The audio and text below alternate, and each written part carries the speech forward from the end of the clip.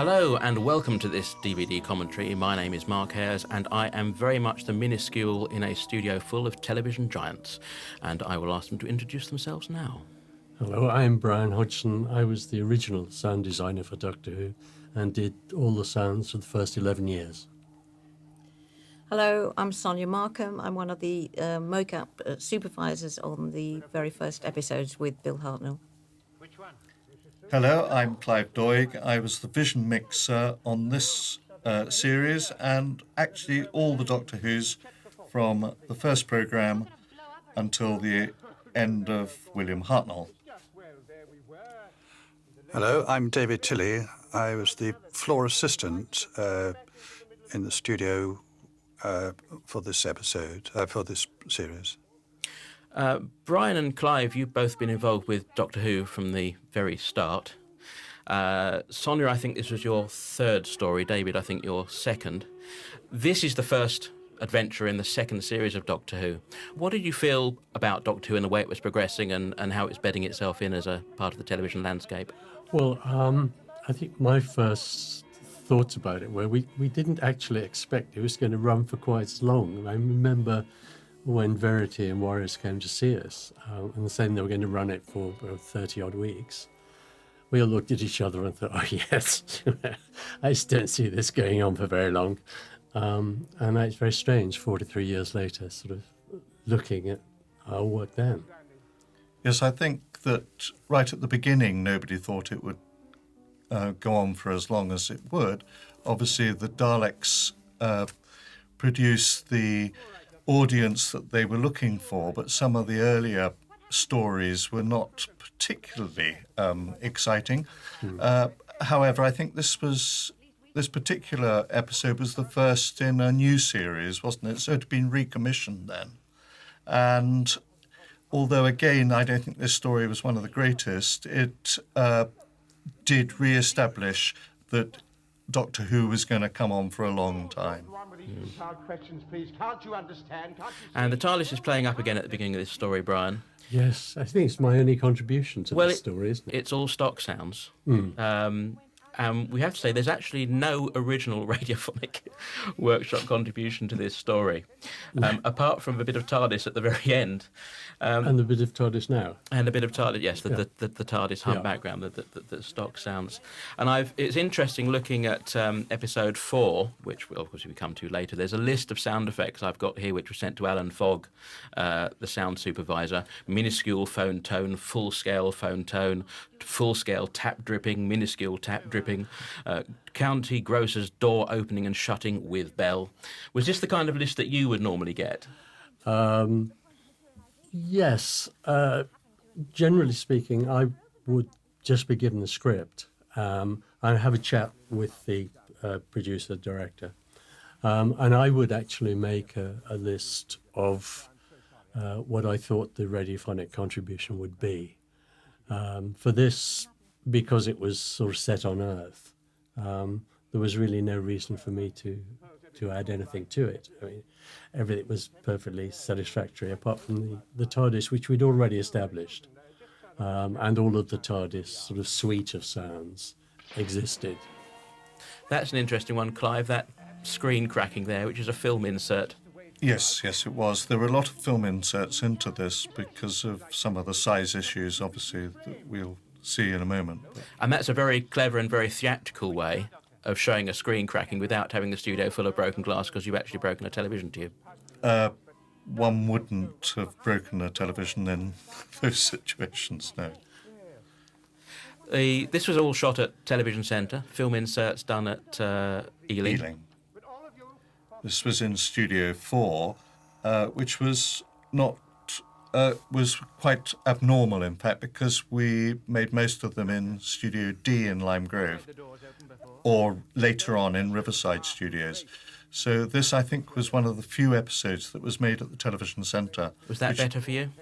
It was better facilities, yes, and of course the space was much greater. And this particular story needed a lot of space. And these are great sets, terrific match for the model sets as well, which were shot at Ealing, designed by Ray Kuzik.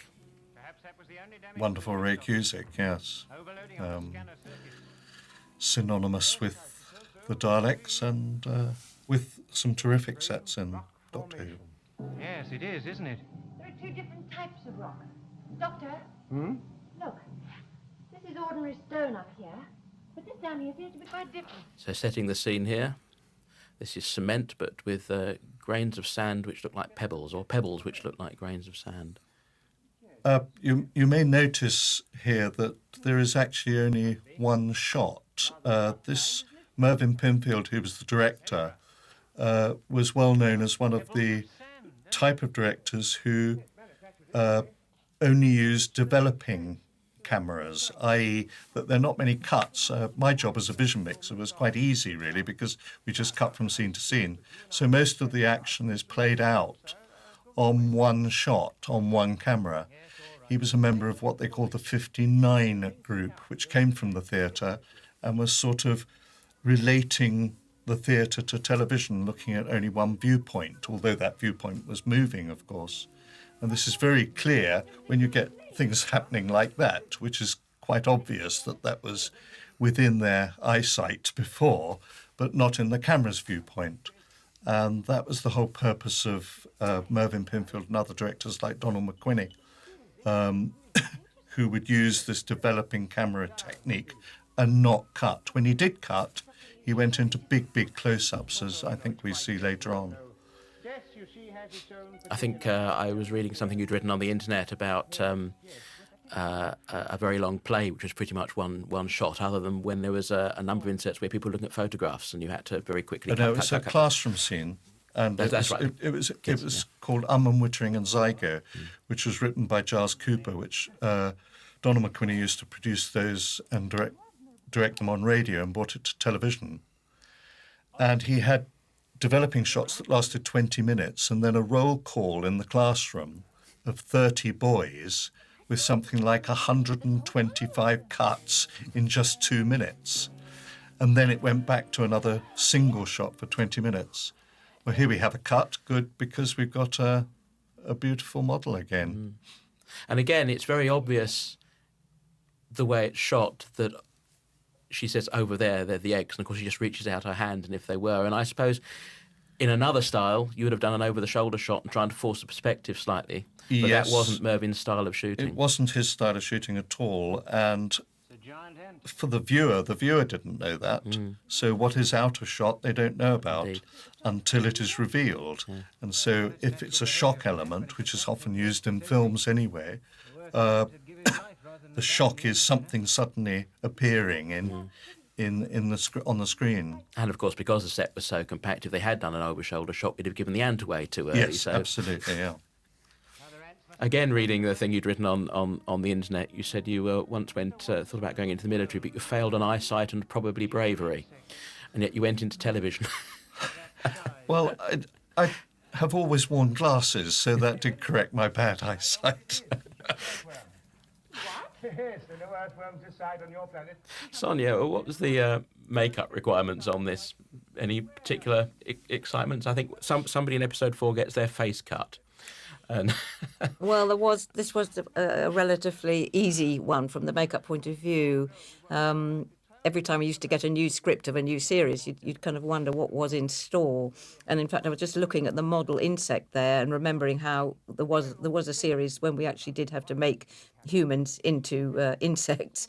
But this one was pretty straightforward, really, apart from some dirt on faces, which I expect we had to dash onto the set at some point and try and sort of mess them up a little bit. I mean, the big worry for me or whoever was in charge was always Bill Hartnell's wig, and there was always the worry if there were any close-ups, whether the hair lace would show, whether it would start coming unstuck. But, I mean, that was relatively easy compared to some of the things that we've done on some of the series. And David, what was your day-to-day job on a show like this? Well, on this, the floor assistant on this used to make sure that everybody, the actors and everything, would get to the studio and onto the set at the right time, basically, and make sure they go to the makeup and get in their costumes and that, and also help the floor manager to in any way. Of course, at this time, programs were made continuously. It was very much a theatrical piece. You'd start at the beginning and go right way through to the end, and then any retakes you do at the end. And before that, you'd have an outside rehearsal. I think this one it was at the London Transport. It used to be opposite. Yeah. There's a big shopping centre there now. But and in the rehearsal, you work out all the sort of action and everything. And I do remember going to one rehearsal, and Mervyn Pingfield, who, as Clive just mentioned, is this one type shot that he'd have, and he'd have this apparatus in the rehearsal room made of wood. It looked like a big easel, and he'd sort of see the frame through it. I mean, some people use like a viewfinder, but he used this frame so he could see and show, and the technical run-through, he could show the cameraman or whoever's what needed to see the angle and the shots there, because it was predominantly done from one angle all the time, and it's this special apparatus, which was, I do remember that. As you say, it's a single, almost a single camera, single shot kind of shooting, and he does save up his cuts for when they matter. And there's a great sequence just coming up now when the two parties, because we've split our cast up into two groups of two, each independently realise what's going on, and you cut the conversation between the two. That must have been quite fun to rehearse and to play, and for you, Clive, to keep track on in the cutting. Yes, you will notice that he also uses camera movement here, which was, rather than cutting, he uses the movement to go in for dramatic effects. And this is a lovely shot as well. This is on at That Ealing. would be on film. Yes, done at Ealing. So that was cut in live as we did it, as we recorded it. Was that interesting to keep track of all that? You hope the coming into a film insert, you've got to hope that the actors hit their marks and say the lines on time. Well, always with an 8-second rundown, the PA would call the run TK, the telecine machine, and there was usually a little leeway before one would cut to it, a pause or whatever from the actors, or it didn't really matter whether the dialogue overlapped either slightly. It aided the cut in a way. And the floor manager, who would cue the action for the actors coming out of the film straight into the studio sequence, and that Keep everyone on track, and you'd have to watch the script and cut at exactly the right point. Yes, that's right. And I think this particular episode had two telecine machines because, so you'd have TK1 and TK2. I just noticed there were two inserts there, and if they're too close together, the telecine machine cannot, in fact, line up on the figure 10, which is 8 seconds before picture, in time. So you'd have one telecine machine with one shot and the next telecine machine with another film shot. Poor old Carol there doing the hysterical acting as Susan, which disappointed her enormously, I think, because she wanted to be telepathic, intelligent Susan, and there she was having hysterics. And of course she left in the very next story. She did, yes, that's right. She did some good screams in most of the episodes. Well, she was asked to. And we've just seen our first guest artist, Farrow, played by Frank Crawshaw. There are no big guest names in this particularly, apart from Alan Tilvern, who will come on to in a moment. Alan Tilvern was quite well known, yes. But they're great, good, standard Yeah. repertory television actors in shows like this, which I think was a big strength of Doctor Who, wasn't it? And that's a lovely shot. That's a matte shot done at Ealing. But that, again, that was cut in as we recorded it. So that's the little bit of the garden and the bottom of the house, just with Yeah. the back door on the window, and the rest is matte shot. Do you know how that would have been done? Would it have been a glass painting or? Could have been. Glass was very popular at that time, and the glass artists were extraordinarily clever. I think a later shot will have been back projection, or even could have been front projection. I'm not sure because I obviously wasn't in the Ealing. shooting of it. There he is. Frank Crawshaw played Arnold Tanner, apparently in 4 episodes of Coronation Street in 1961. So there you go. And this is interesting, the smoking on set as well, whereas everybody in the gallery would have been smoking themselves to death. Obviously on the studio you weren't allowed to smoke unless it was part of the action. No. And that's interesting. He's in studio and the cat is a film insert again. The cat presumably easier to cue on a film than than in a television studio. Although I have done some cat shots in the studio which are animals and children. Oh dear. And they disappear. And there's Alan Tilvan as Forrester, who's probably the biggest guest star in this. Had a great career. His last big job was playing R.K. Maroon in Who Framed Roger Rabbit. And Toby Haydock tells me that when he was resting, he sold cuckoo clocks. Or rather, he sold one cuckoo clock, apparently. Didn't quite go the way he wanted. Dudley Simpson did the music for this, isn't it? Indeed, Dudley, and it's Dudley's first one. It's very interesting to see the difference in his style of composition. If you compare it to what he was doing later when he started doing more and more. I think he'd not been long over in the country, had he? And No. he'd been brought over by Margot Fontaine to go to Covent Garden as a conductor. And so his background was ballet. And he'd met Fontaine in Australia. Well, he did write an opera, didn't he, Dudley? Yes, I think he did. Yes, he did, yes. And he went on for a long time. Well, he got into television and turned out to be extremely good at it. So that's what he made a very good career. Lovely Good. chap. I always remember Dudley's favourite saying was, "Do you want it good or do you want it Wednesday?" He could normally do both, actually, Dudley, Yes. I think.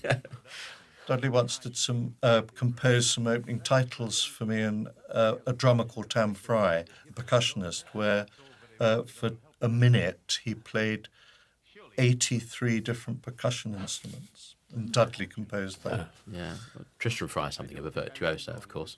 Turned out to be the drummer in Sky later on, but was principal percussionist for the London Symphony for many years. Fantastic. I played in a session for me once. Brilliant. Was that Sky 1 or Sky 2, I think? Was it? No, Sky, the band. Sky, Yeah, yeah. that's It's what I got mean. on all the albums, Sky albums. That's right, yeah.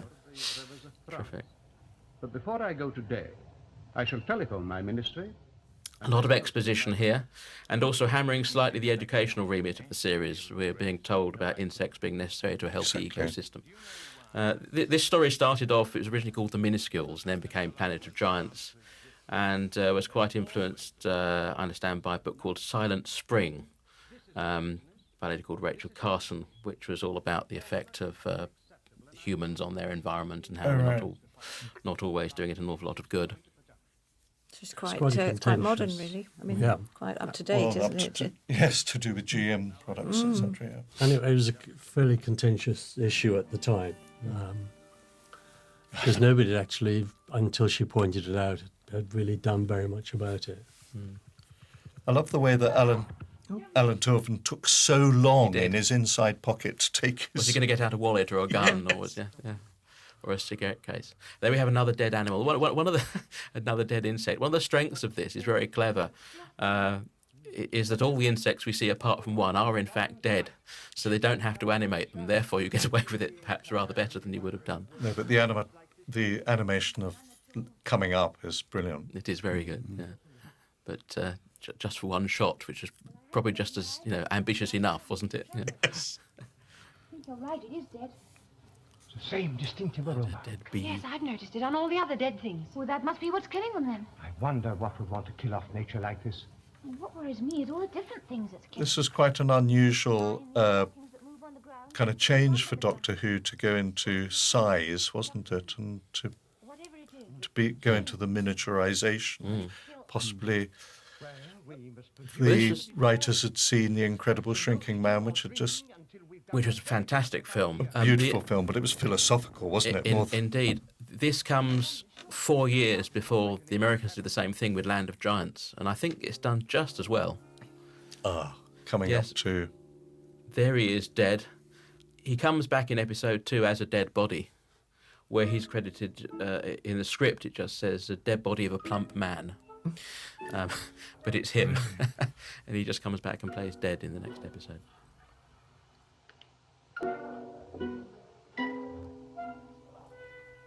And the gun effect there, we're supposed to believe that our minuscules, our heroes, in their reduced form, hear real sounds very much pitched down, which I suspect is probably the wrong way round. I think it is the wrong way around. I was just thinking about that. I would imagine their tiny eardrums would not register very low sounds, but only register very high sounds. So I think it's actually the wrong way around. That's that shot, isn't it? Done at Ealing. I think this is a matte shot, a film matte shot. Well, there's a similar... It's certainly not an electronic shot. No, we see a very similar thing again, exactly the same setup, but with different backplates. So some test tubes and a telephone and a cat later on. So it was all done in one setup. And there's a record which says it was done at Ealing using a half-silvered mirror, 45 degrees to the camera, and they tried projecting onto that. And then shooting through that to the actor at the back. And that didn't quite work because, of course, it meant the actors it was in front of the actors. So they then redid it. And I'm not sure whether it's a back projection or a front projection or...